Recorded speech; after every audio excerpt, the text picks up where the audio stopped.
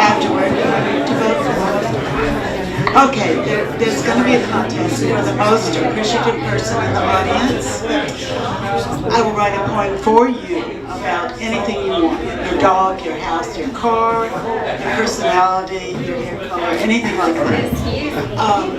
And also, before I begin, I want to thank Courtney from the library who puts these things together.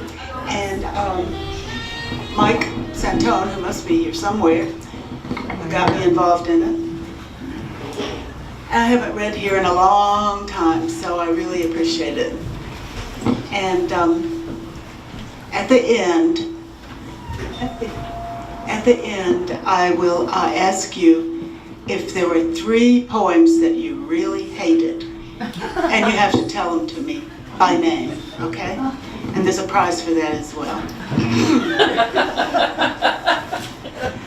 People love prizes.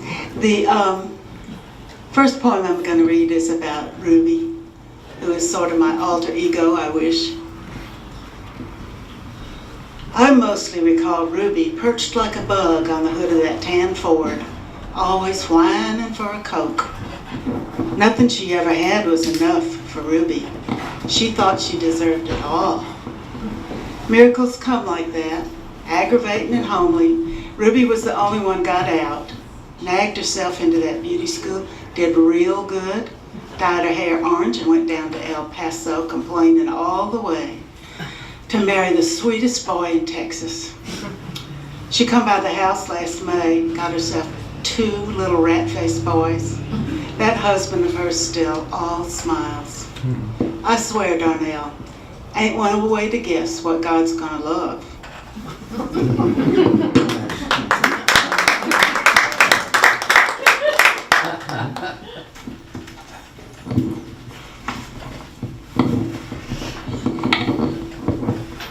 We lived in Alaska for a long time, and a lot of these poems take place in Alaska, in Ketchikan.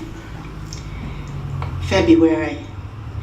The only sounds are snow against the panes, the diesel thrum of a seiner, someone shoveling.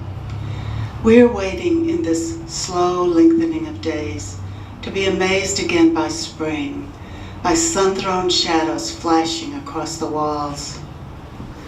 Our house stands tall and narrow near the sea.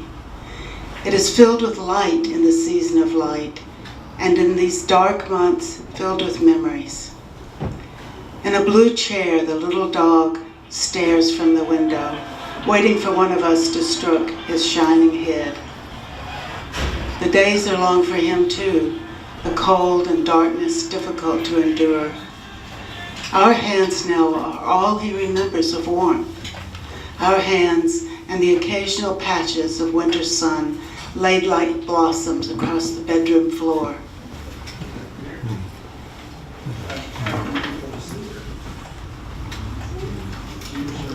This one is Romancing Ketchikan. A friend that I met in Ketchikan, who actually lives in New York City, is a songwriter and leads an orchestra and makes CDs and all that stuff. Her name is Ann Phillips, and she took this poem and put it to music and has performed it all over the place. I've only heard it on a tape, so I'm glad it was a success for her. Romancing Ketchikan.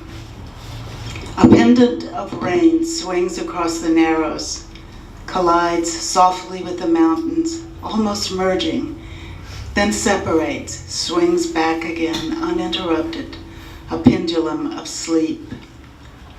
Sliding from one density of dampness into another, the water mirroring the mist, I'm cradled in the yellow kayak, dipping the paddle, pushing against the current, all memory of the word dry dissolving.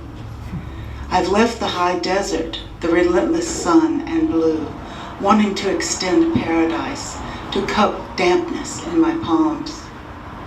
Now on moss, I sleep open to the wetness, my dreams of chaos dwindling. I am dripping, dozing, calm, lulled, turning as slowly as the moon, the tide. My breath grows deeper, quieter, and I am hushed, willing to descend, to seek, to sink deeper and deeper, totally seduced by this constant narcotic rain.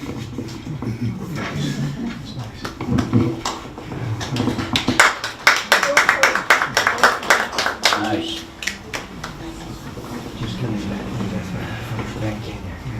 I wrote a number of poems about Elvis sightings. Someone had to. This is sighting number 253 at Agnes Marie's Quick Stop in Velarde, New Mexico. Drove right up last Sunday in a new RV. Asked Ray to fill her up. All the windows was tinted black, like it's against the law now. But Ray says he heard Priscilla's voice real clear, whining, "Hurry up, hurry up." Himself, he looked real good, is what Ray's wife says. Had took off some weight, was dressed down, would fit right into any place he might turn up. Still a sweet boy and not changed one bit, she claims, from when he did love me tender. Gave Ray exact change plus a $2 tip and drove off headed north. Eloy was drunk, but he says he got a big wink and his dog got pitted on the head. Agnes Marie went right off and crocheted that old dog a little cap. For $1, she'll lift it up and let you touch where Elvis did.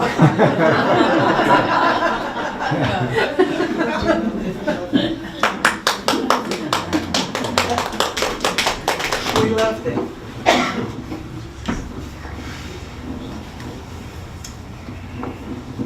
Soledad, born on a Friday. Remember, Monday's child is full of grace. God give me one short leg, one regular, told me to be quiet about it. Told me to be sweet to Mama, not to blame, weren't her fault she fell. God give her one mean man, one lame daughter, told her to be quiet about it. God give that man wakeful nights, 2 silent women, little poison in his supper.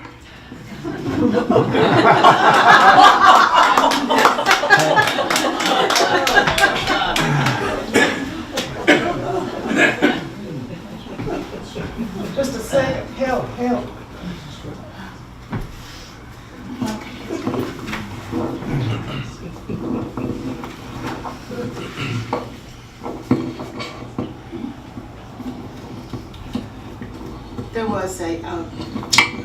There was a hot springs near where we lived in Los Alamos called Ojo Caliente, and it was what was that chemical? What was that? It was some kind of poisonous water, but you just soaked in it. You didn't drink it. Arsenic. Huh? Arsenic. Arsenic, yeah, it was arsenic water. And it was old and funky. They had big old, regular old bathtubs with feet, and you get in and they'd just run the water forever.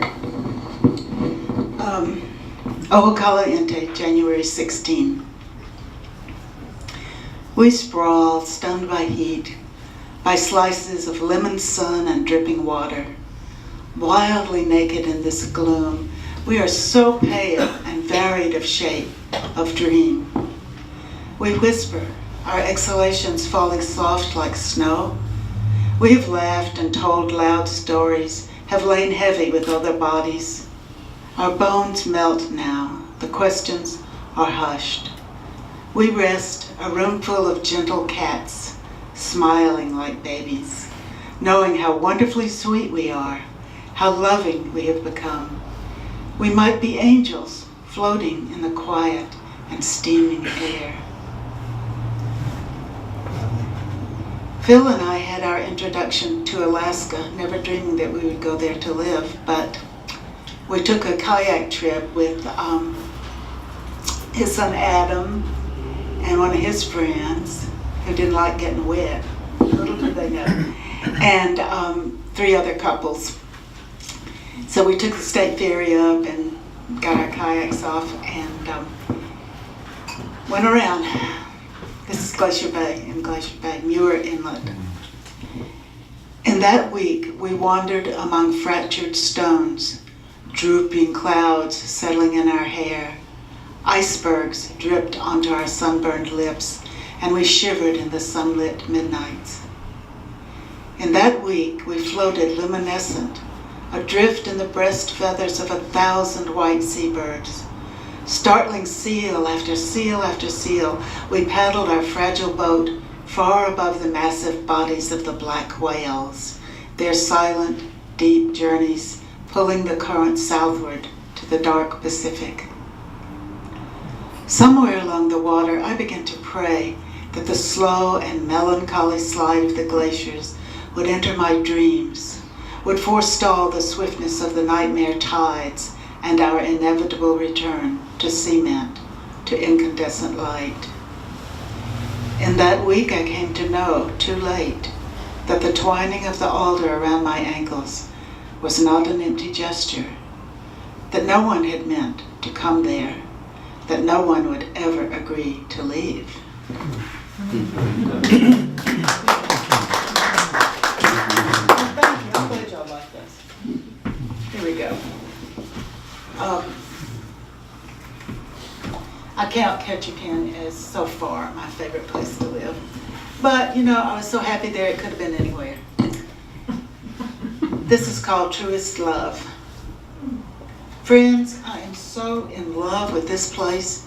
If it would let me stay, I would go out with it 2 weekends in a row. I would learn to wear rubber clothes. I would eat anything it gave me, even sea cucumber. I would learn to read its tide books correctly, so that I would never ground the boat for 8 hours over in that cove. Again. I would learn to back the boat out of the slip without smashing into the dock, and the boat next to ours, and the outboard motor sticking off the boat across the way, and the boat headed towards me, and at least 16 of the 27 logs floating in the harbor. I would learn to can. I would can salmon and maybe jam if I could pick the berries without the worms. I would learn to love its winters, to volunteer for everything, to go to all the grinds, even the ones where I don't get to read. I would invent names for the varieties of its slugs, the executive, the princess, the Fredericks of Hollywood. I would learn who brings which dogs to the park at which hour every day, which pickups have big dogs in the back, and which big old guys have tiny dogs that sit in their laps while they drive along. I would learn which beach has shale, which has round rocks, which has the best glass, where the most purple starfish are, and the most orange. I would learn to watch out for the wake of the aurora when I'm fishing by Gravina, and to watch the lights on the tour ships passing in the night. I would learn it is okay to cry a little at the Christmas boat parade, standing in the cold rain with everybody in town honking their horns and waving. I would learn to fish, but not to bonk the fish on the head. I would learn how to cook for 4 potlucks a week, 2 dinner parties and a picnic, and how to have a picnic and a bonfire in the pouring rain. I would learn that the person drifting along in the traffic in front of me at 15 miles an hour, that I'm cussing at because I have to get to the library before it closes, is in fact one of the sweetest old guys I've ever met. The one who is always kind and never sneers when I drive the boat up onto the dock. And I would learn that the gal in the brown boots and muddy rain gear and pigtails, the one with the grungy fingernails and quilter's fingertips, the one with the big grin that I see reflected in the store window as I pass by, is me.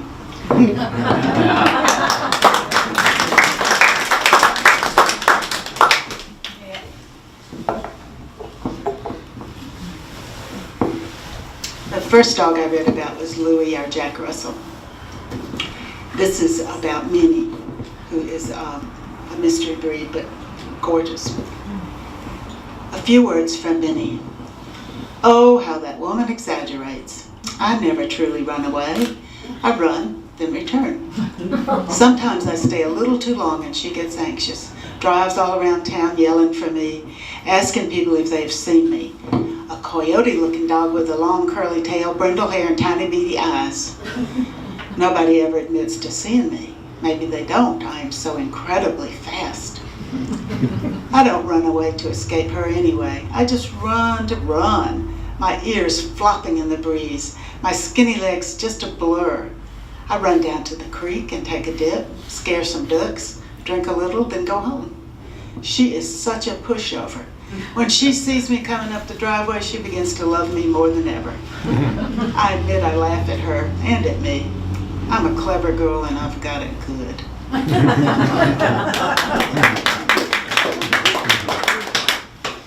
When we first moved to Ketchikan, one of the doctors in Wrangell, Alaska, which is another island away, you have to go in a float plane or on a ferry if you're lucky,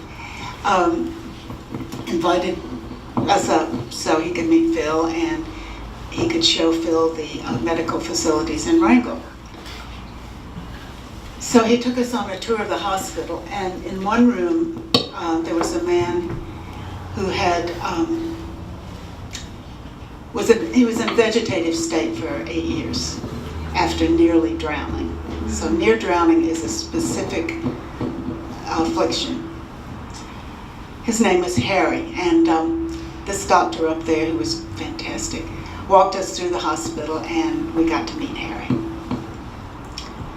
Hardly a day goes by that I don't think of him lying so still with his thumbs curving outward, his fingers flat against the mattress. I think of him even while I'm climbing the mountain, staring at the huge green spruce, their trunks green with mice, mouse, and lichen, and rich ferns uncurling all along, the fragrance of water everywhere. I imagine that he smells water inside his dreaming, that he is still 23, a magical age for a man, watching the waves growing higher and higher around the boat, suddenly knowing that his disbelieving gaze alone cannot stop the swelling, the noise, nor can his fervent, blasphemous prayers. I think of him when I smell black water, the fierce blackness of bear. I imagine the water swirling across his feet, loosening them from the deck, the dull weight of his fearful body swept lightly into the sea, the cascades of bubbles rising from his surprised mouth, his dancing hair, his palms pushing against the downward thrust of the storm.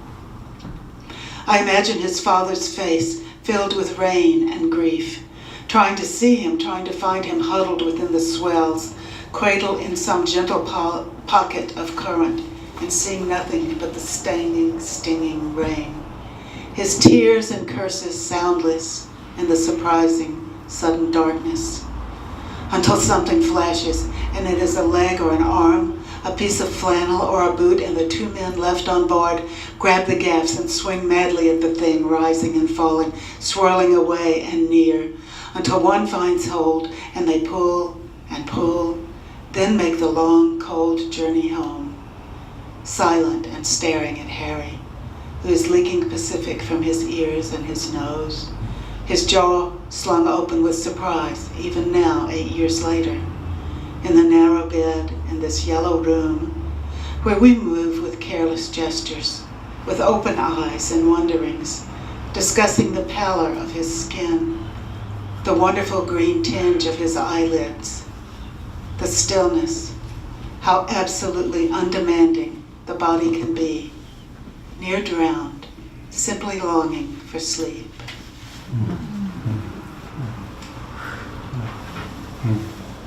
This is here in town. I used to walk our dog Mimi at the cemetery a lot. I think, what is it called? The South Yamhill Cemetery. And there was a buffalo in a field next to it, who I got to be friends with. You know, I named him Bud. And I would go over there and go up to the fence, and he would come out of the barn and come over and talk to me. Flies were slipping and sipping from his wild, rolling eyes, and his coat was a mess of broken hay and grasses. He came slowly to me and took my hand into his hot mouth, not to bite it or to chew it, but just to taste it. Then he let go and I scratched his curly forehead with my sticky fingers. It was fine. In fact, it was lovely. The buffalo and me, his huge darkness, my old white hand, decades of memories sliding past, the quiet, the high white mountain miles away, and the sun laying down gold on the fields again.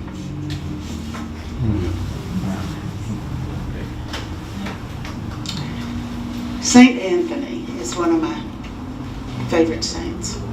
He is a consoler of the afflicted. He is a special saint for airline hostesses. And he's looking for anybody who's looking for a husband. Women who are looking for good husbands can pray to Saint Anthony.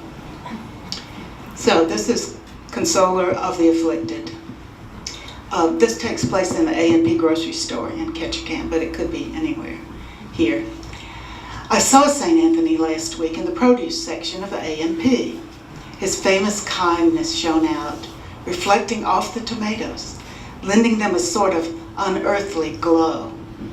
The eggplant too were luminescent, leading me to think briefly of Marie Curie, who surely had needed St. Anthony's help as the radiation from her jars of pitchblende began to seep into her body, first numbing her fingertips, then whitening her hair and skin until she sparkled even in the dim light of her laboratory. I wanted to introduce myself to ask a few questions, maybe to seek his consolation for a couple of minor afflictions I felt had been visited upon me by mistake. However, not knowing the protocol for meeting saints, I shyly slid behind a pile of sweet corn and basked in the warmth of his undirected but compassionate smile. People, some with visible afflictions, others merely seeming depressed or weary, began to line up all the way into canned goods, writing their petitions on the backs of their grocery lists and old lotto tickets. Being unsure of procedure like me, most stuck their prayers in amongst the onions and oranges and waved at him in a decorous manner before backing away. My own afflictions, real and imaginary, vanished as I gazed at him, and I began to hum a little Rock of Ages as thanks. A Baptist hymn, I know, but the best I could come up with as he gracefully levitated through the aisles toward the glowing exit sign, showering blessings.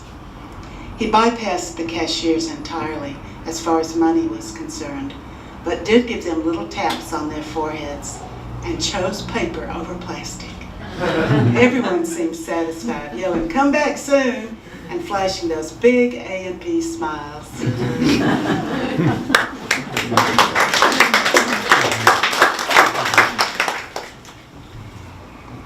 Evening yoga.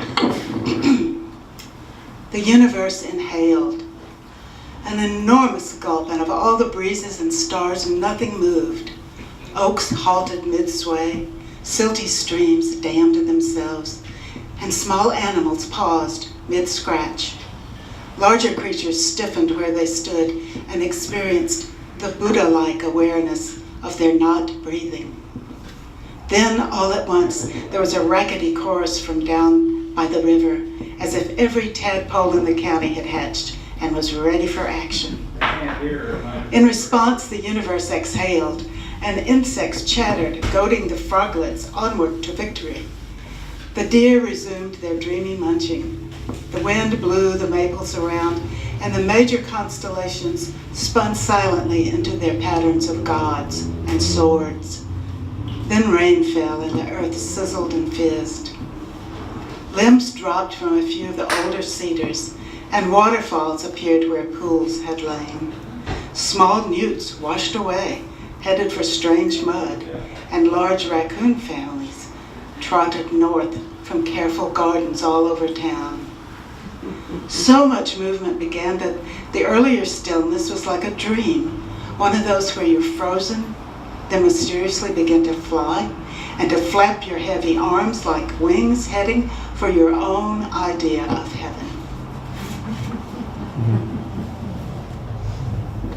When we lived in Alaska, we spent a lot of time in Seattle because that was the closest we could get to music and theater and opera and art, and it was just one stop down. This is a cafe that is in Seattle, the Cafe Way. Tracing the rim of one bowl with her thin finger, she dreams of Vietnam. Her mother's translucent dishes adorned with curving lines, ringing like crystal to her touch. There is no crystal here, only the glassy rain, bothersome and endless. And the bowls in this cafe are thick and poorly shaped, unlovely to the eye, plain and white.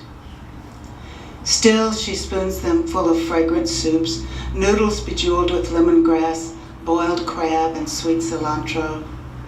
And in this kitchen, she hears on the radio the same Mozart she heard in Hue. Across the metal counter, her husband sweeps the bare floor, grinning at the rowdy customers, and their small daughter sleeps, sprawling on a bench. Lifting the heavy dishes through the steam, she feeds the tall Americans as she has done all her life, holding her smile firm even as she recalls her mother's pale porcelain shattering in their enormous hands.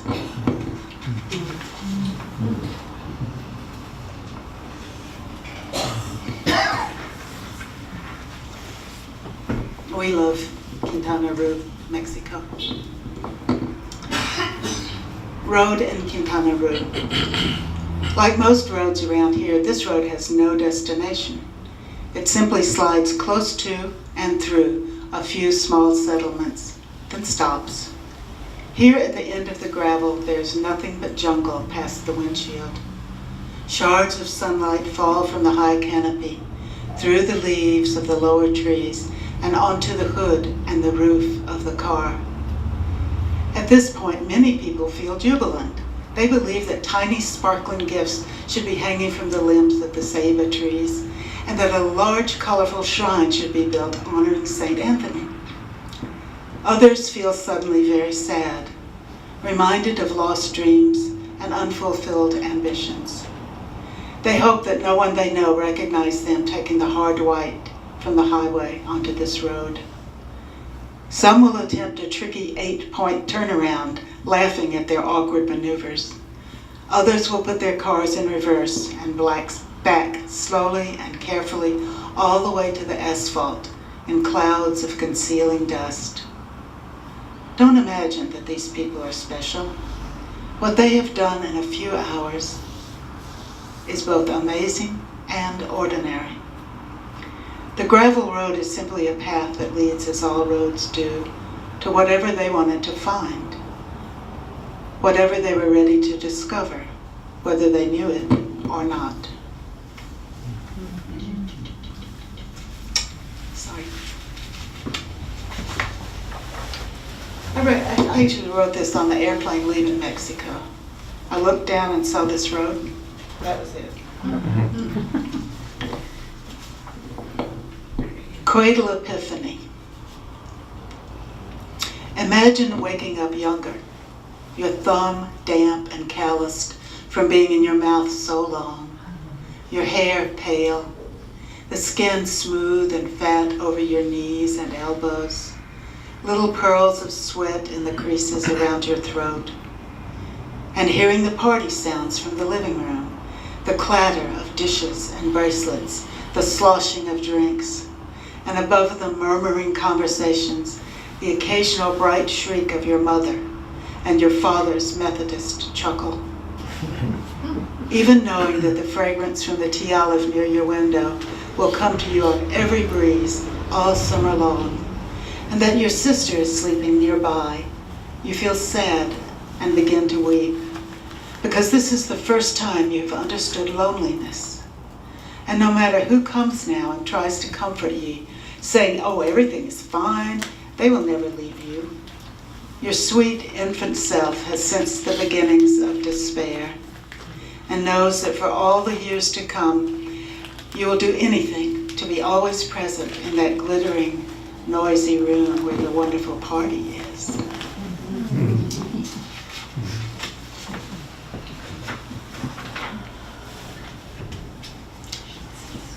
Yesterday, walking my little dog Louie along a trail in the woods, I heard the distinctive of a bear a little off to my right. And I wondered if this bear was alone, would only maim me, or with a cub would maim me and kill me, or with 2 cubs would maim me, and kill my little dog. I could barely think about the other scenario, the one where I am maimed and killed and my little dog is simply maimed and has to lie out there in the woods suffering for the longest time before an eagle grabs him and the last memory my little dog has is of flying. I remember living in New York City, walking to work and wondering whose glance to meet and whose to avoid, where the person was hiding who was going to push me onto the subway tracks in front of the LL train, listening for some signal that the scalding pipe beneath the street was fixing to suddenly erupt and kill 16 people, one of them surely me, and always peering upwards at the steel bars of scaffolding swaying out over the sidewalk while being hauled up to the 45th floor of a remodel and thinking, splat. Let's revisit. The bear found a berry bush. Nobody got pushed under the LL train. I'm not saying anything about the GG, the A, or the F. The underground pipes cooled down and didn't explode. The remodel was finished on time, and the company hung up one of those signs, an accident-free project. But some guy has penciled in at the bottom the words, except Marty.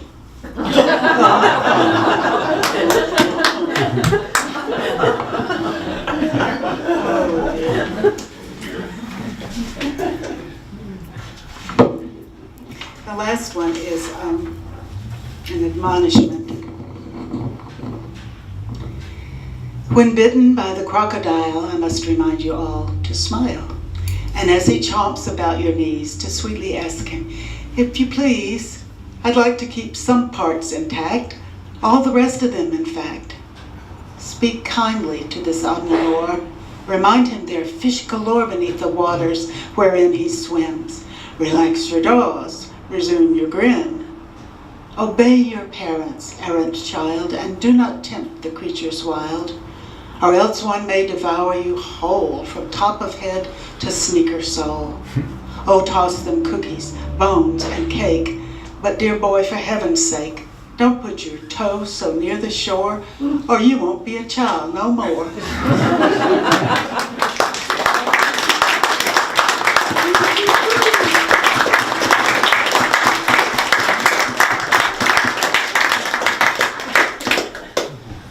Thank you, Phoebe, so much. We were so eager to jump right into poetry before we started. I didn't get to do my spiel. Poetry night will be broadcast on our local MCM 11. It will be featured as an episode of... You can do it, come on. Literally literary. So you'll probably see it on MCM 11, where they also have a YouTube channel. The library also has a YouTube channel, and we'll also post it to that page.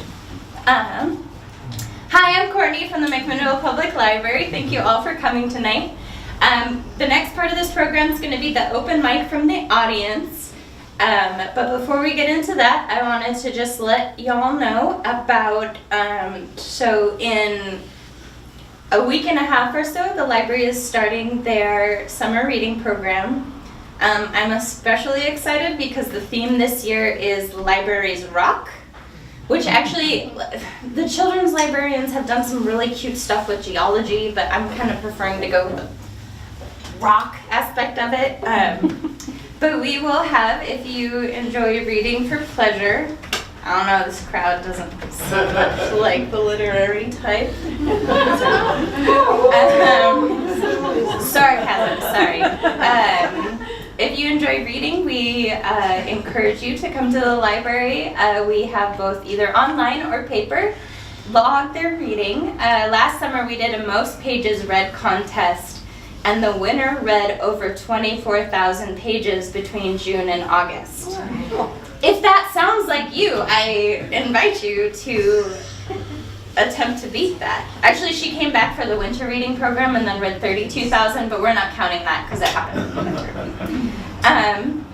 So that being said, that program starts June 15th, and it will also have, so on the last Thursday of this month, which I believe is the 28th, we'll be having a Library After Dark program featuring slam poetry. And then there'll be a variety of events that happen over the summer, including some musical performances in the plaza. If you have small children in your life, bring them to the library. Actually, if you have small children in your life, or maybe you just like children's literature, so the library is going to be closing at the end of June. We are renovating our children's room and our elevator. Yes. And right now the children's room is hosting a clear the shelves. We would appreciate anyone who would like to come in and check out 50 children's books. And that will save us so much heavy lifting come the move, because it is all librarian labor that will be doing this. So like I said, if you have children in your life or you just really love children's books, please come by the library and check out 50. We'd really appreciate that. I think that was all I had announcement-wise. Although I just read an article that said poetry readers have doubled in the last 5 years, according to a recent study by the Endowments of the Arts, which is very exciting.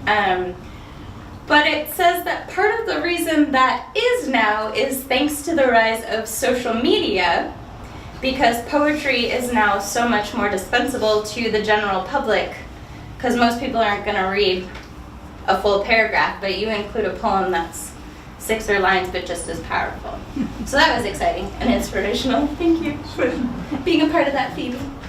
But okay, I'll stop talking if we have some poets that would like to share. Great! We'll let them make their way to the front.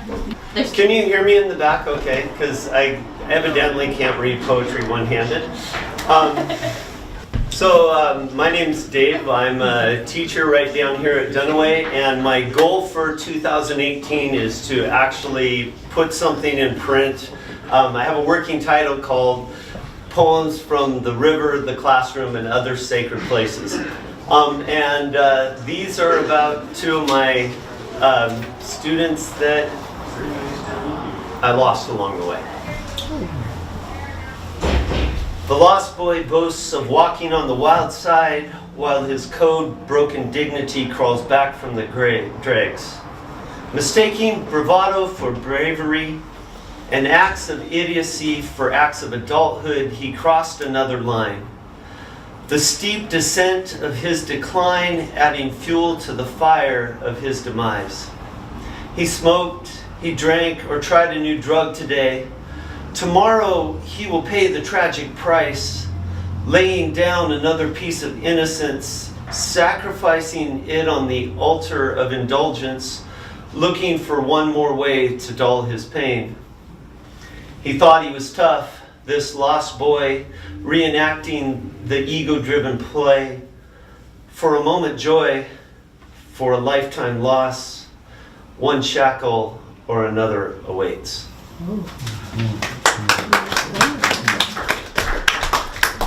So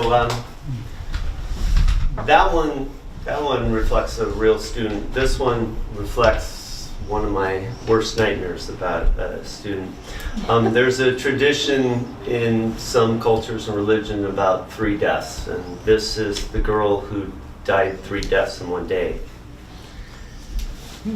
She died 3 deaths today, strung out too far, collapsed veins on a shooting star, stopped mid-flight and falling to earth. without leaving a scar. In some dark December alley, her first death came.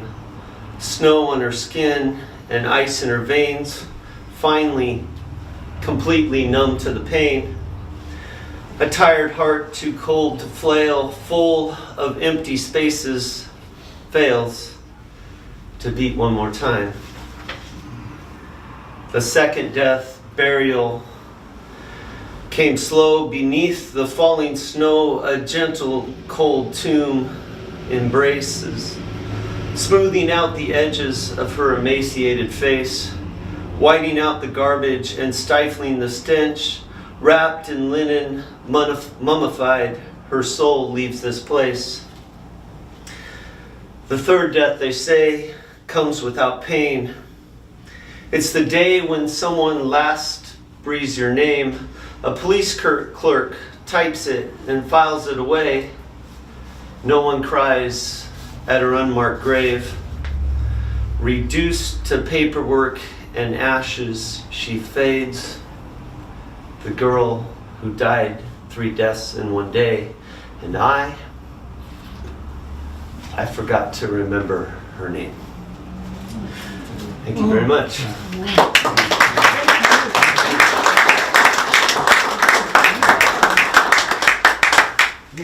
Thank you. Do you have others who would like to share? I didn't mean to sound like a preschool teacher when I said that. I was just trying to project as loudly as I could. I'll read a poem, but it's not mine. Is that all right? Yeah. Oh, and then Christopher, did you want to read too? Yeah, I got one. Okay, so we'll go. I don't know your name. Derek. This gentleman here, and then Christopher. So I'd like to read you a poem by William Carlos Williams. It's called Trapped. So back in 1962, imagine me, I'm in London, I'm in an apartment, and I hear this poem. I think it's on the radio, or maybe someone gave it to me, I don't know. Can't remember now. But it sort of informed my life and made a big impression upon me. And it's informed all the buildings I've designed in my life. So it was pretty important. But the following year, 1973, I came to America on a green card, and I got off the boat and I'm walking down to the immigration, and this policeman comes up to me and I'm reading, oh sorry, I stopped to tell you, I bought a book about, in England, about the American poets of the 60s, the beat poets. So I had this book with me and I'm queuing up for immigration. And this policeman comes up to me and he takes the book and looks at it, and he wants to confiscate it because he thinks it's subversive. And I tell him, I've already said that I'm not a communist and I'm not homosexual, so why don't you let me into your country? Anyway, he gave way and gave me the book back, and I walked out on the streets of New York with a book of poetry of the Beats poets, including this one, which, as I say, has informed my life.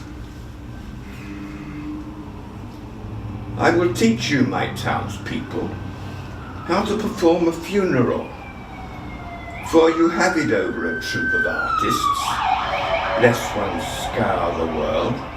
You have the ground sense necessary. See, the hearse leads. I begin with the design for a hearse. For Christ's sake, not black, nor white, and not polished. Let it be weathered like a farm wagon, with gilt wheels. This could be applied fresh, at small expense. or no wheels at all. A rough dray to drag over the ground. Knock the glass out. My God, glass, my townspeople. For what purpose? Is it for the dead to look out? Or for us to see how well he is housed? Or to see the flowers or the lack of them? Or what? To keep the rain and snow from him?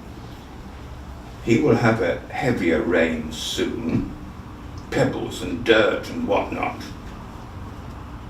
Let there be no glass. And no upholstery, phew. And no little brass rollers and small easy wheels on the bottom. My townspeople, what are you thinking of? A rough plain hearse then, with gilt wheels and no top at all. On this the coffin rests by its own weight. No wreaths, please. Especially no hothouse flowers. Some common memento is better. Something he prized and is known by, his old clothes, a few books perhaps. God knows what, you realize how we are about these things, my townspeople. Something will be found, anything. Even flowers, if he has come to that. So much for the hearse. For heaven's sake, go see to the driver. Take off that silk hat. In fact, that's no place for him, up there, unceremoniously, dragging our friend out to his own dignity. Bring him down, low and inconspicuous. I'd not have him I'd not have him on the wagon at all, damn him. The undertaker's understrapper. Let him hold the reins and walk by the side, and inconspicuously too. Then briefly, as to yourselves, walk behind, as they do in France, 7th class, or if you ride, hell take curtains, go with some show of inconvenience. Sit openly, to the weather, as to grief. Or do you think you can shut grief out? What from us, we who have nothing to lose? Share with us. Share with us. It will be money in your pockets.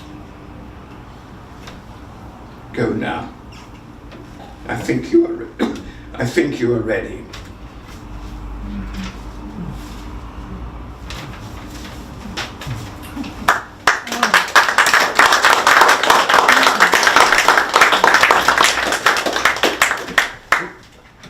What's the name of the poem?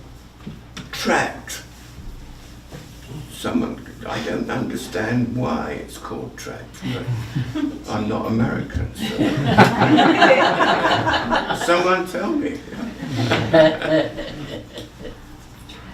But I just think it's interesting.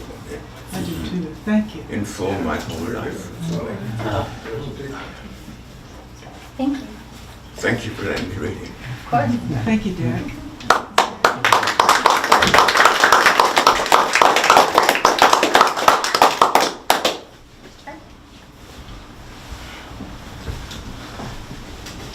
And that's what I will say for future poetry nights.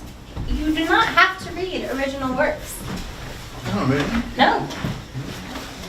Says the man who recited an entire first part of it. Yes. Yeah, where is this part? Oh, and I'm going to read this anyway. I'm going to clip this too. Yeah. It's quite old now. Oh, this isn't it. But I wrote it and I thought, okay, that's ready to read. And then I discovered there's a terrible mistake in it. And so for a couple of months I thought, oh man, come on, where is this part?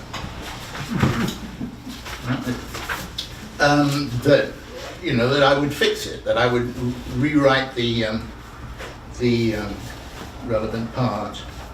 But that's kind of tricky because it involves a couple of rhyme words, and months went by and I never did get it fixed.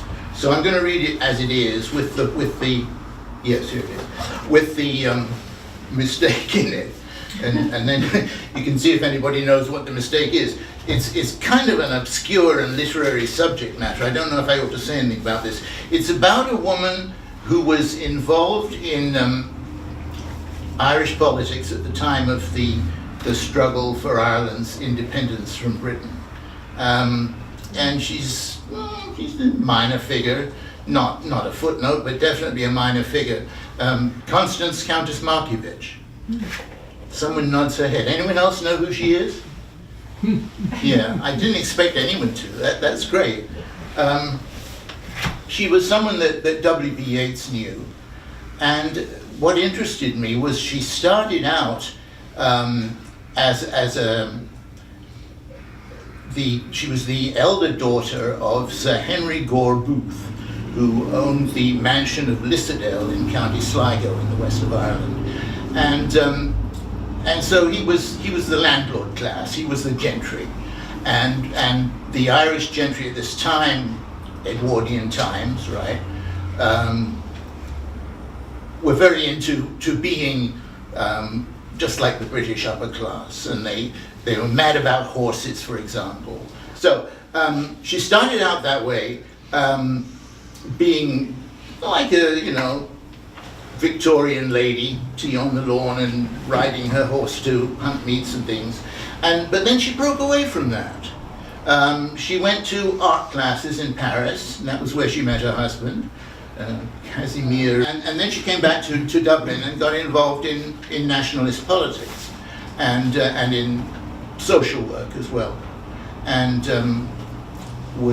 became quite leftist, became involved with unionism, worked on behalf of the strikers in the 1913 general strike, and finally joined the Irish Citizen Army, the Irish Volunteer Citizen Army, who were a paramilitary group dedicated to getting independence by force. The difficulty was they didn't have any weapons. They used to parade with wooden rifles. So that prevented them from being taken terribly seriously. But anyway, she was a member of that.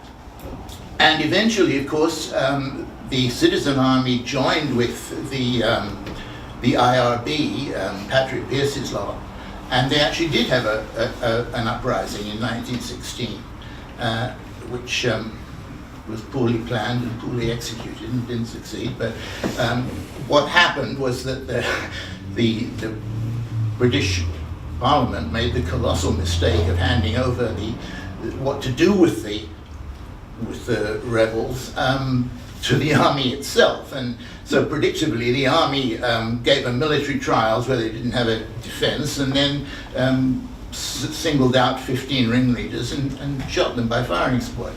This created, turned them all into martyrs and terrifically boosted the morale and the determination of the rest of the Irish people to get their independence, and motivated all the trouble. Anyway, so she made this big swing from one sort of person, the upper class woman, to a union activist and a fighter, in fact, in the Easter Rising. Well, I say a fighter.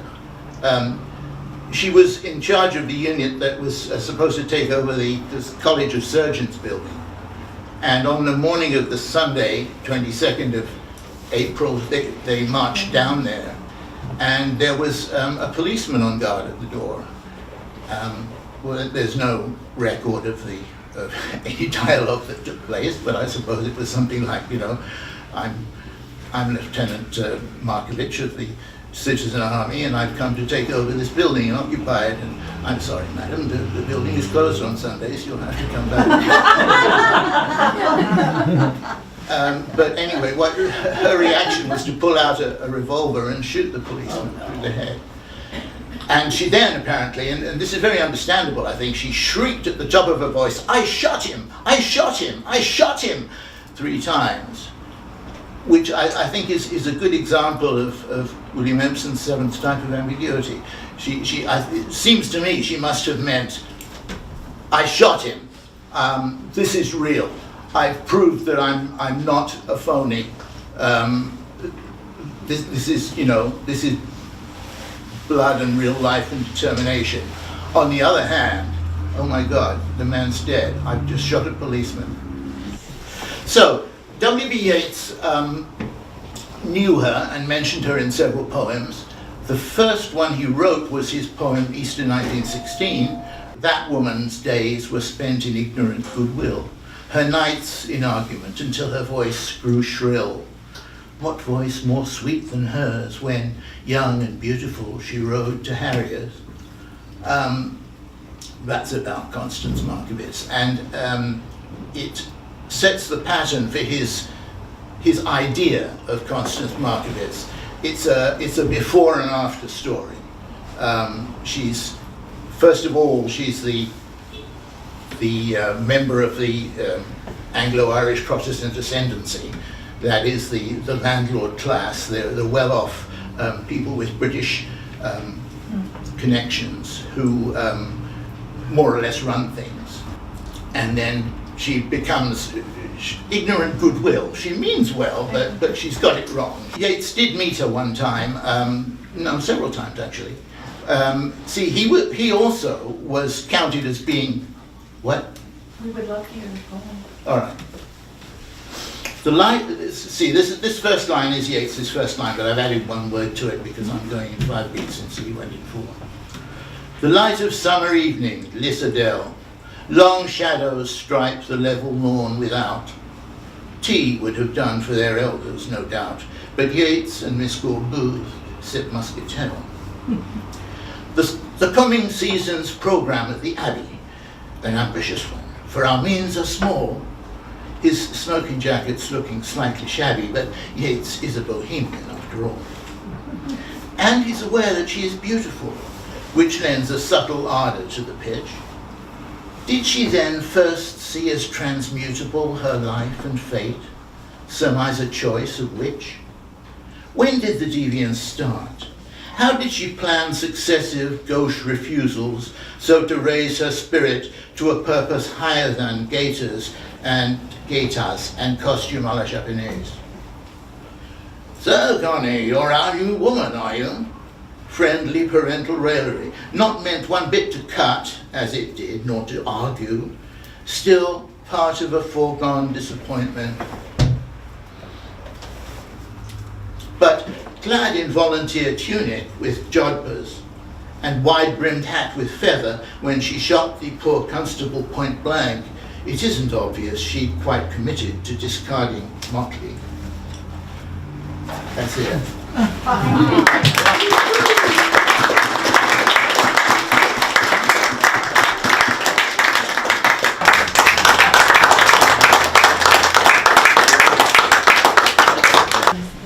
Well, this is a poem I wrote.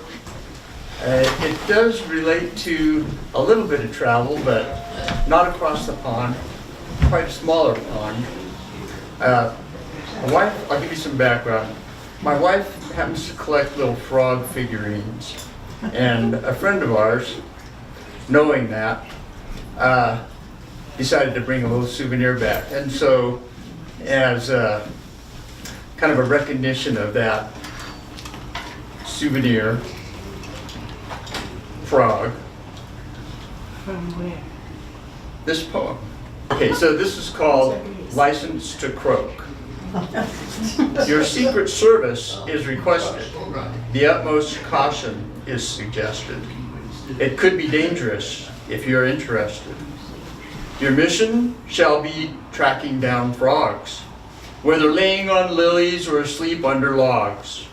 Because when out treasure hunting, we hear you are tops in heated auction battles and antique shops. You would enter the world of the infinite pond, like an amphibious version of 00 Agent Bond.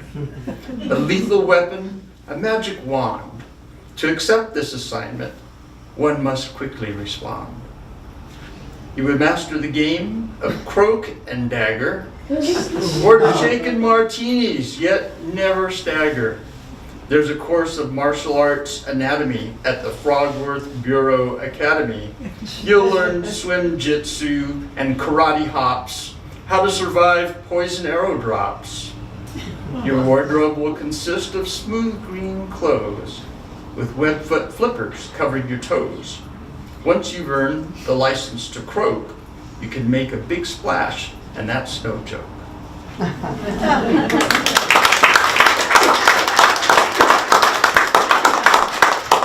That's great. Do you have anyone else that would also like to share? Lucy, yes. I brought poems that I didn't write, but other people did. I brought a couple of poems that a friend of mine wrote, and one that's by the Persian poet Hafez, who you probably know of. My friend kind of writes poetry in the same manner as Hafez, and so I thought it'd be kind of fun to just read a couple of his short poems and then read one by Hafez. So this is by my friend Mark. In the blessings of the morning light, I long for you to awaken, to give me a soul call. We share our poetry in the blessings of the morning light. There is love in separation, deep love, the kind of love that sometimes shakes us from within. I let your words fill me. There is something that I am looking for, a tone of longing that reaches out to touch me, and a reassurance that we are still together. And then another one by Mark. This love belongs to you, and I am trying to return it, but you don't appear to be home. I have been coming to your door, and though your door is open, you are away. I sometimes wait inside, and my love increases. One day I will capture your hand, and your heart will be mine. And then here's a poem by Hafez, Saints Bowing to the Mountains. Do you know how beautiful you are? I think not, my dear. For as you talk of God, I see great parades with wildly colorful bands streaming from your mind and heart, carrying wonderful and secret messages to every corner of this world. I see saints bowing in the mountains, hundreds of miles away, to the wonder of sounds that break into light from your most common words. Speak to me of your mother, your cousins, and your friends. Tell me of squirrels and birds you know. Awaken your legion of nightingales. Let them soar wild and free in the sky, and begin to sing to God. Let's all begin to sing to God. Do you know how beautiful you are? I think not, my dear. Yet Hafez could set you upon a stage and worship you forever.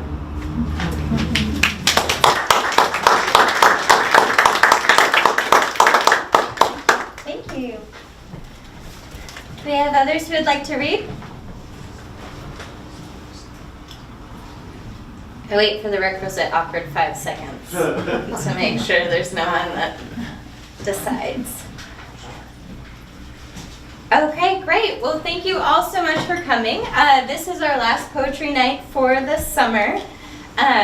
We will be back actually with double poetry in September on the first Thursday of September, which is the 7th. I'm sorry. I'm not very good with dates. So the first Thursday, but then Nancy, who is the owner, usually has it immediately available to... September 6th. We will be having our next poetry night, and then on September 20th. third Thursday, September 20th, we will be having a special program we call Paintings to Poems, in which we will invite you into the gallery, give you an hour to find a piece of art that inspires you and to write a poem about it. And it's a really fun program, and a special I don't see any in here, but if you walk around the gallery, you may notice after the programs, we usually print out copies of the poems and display them next to the works of art. And those works of art also will go with the paintings if they are ever sold, which is When they're sold. Not if they're sold. when they are sold. Yes. Which so Poetry Night won't be happening over the summer, but the art gallery itself will have lots of events, including this coming Saturday. If you'd been admiring the art around us tonight, they are having a featured. The artist will be here to talk about his art. So that's this Saturday at 3. So again, thank you all for coming. I will hope to see some of your faces at the library over the summer, and thank you again. Thank you.